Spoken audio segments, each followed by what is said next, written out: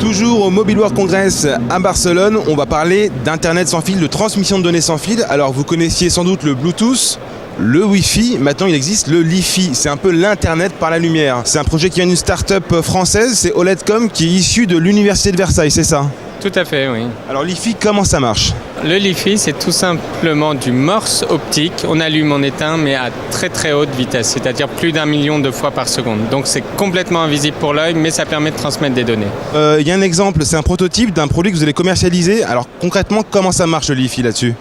Comment ça marche? C'est tout simplement un système, dans ce cas particulier, de transmission de vos musiques préférées grâce à votre réseau d'éclairage à domicile, donc sans ondes radio, vers votre haut-parleur sans fil. D'accord, globalement on a une lumière qui va émettre et transmettre des infos à un récepteur, c'est ça? Tout à fait, c'est la lumière qui transporte l'information.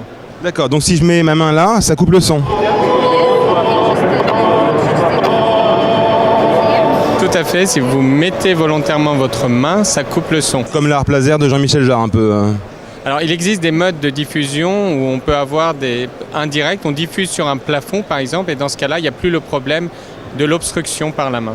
D'accord, donc là on a vu que l'Internet, enfin que les données passaient de la lampe au récepteur, qui est donc un dock audio Li-Fi. Ce produit, on a vu, il change de couleur, donc on choisit les musiques aussi, le son. Maintenant, comment je fais pour aller dans l'autre sens?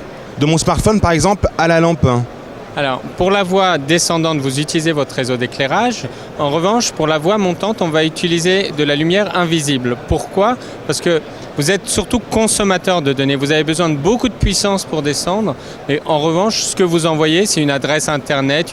Donc, vous n'avez pas besoin de beaucoup de débit et ça peut être réalisé par une lumière invisible. D'accord. La portée de ce tel système, c'est combien? C'est 5, 6, 10 mètres? On a fait des démonstrations à l'intérieur des bâtiments jusqu'à 10 mètres et en extérieur, on a atteint jusqu'à 50 mètres en plein jour. D'accord. Et autre chose, il y a un débit de fou. C'est un débit qui dépasse l'entendement, qui dépasse le Wi-Fi. C'est un débit de combien?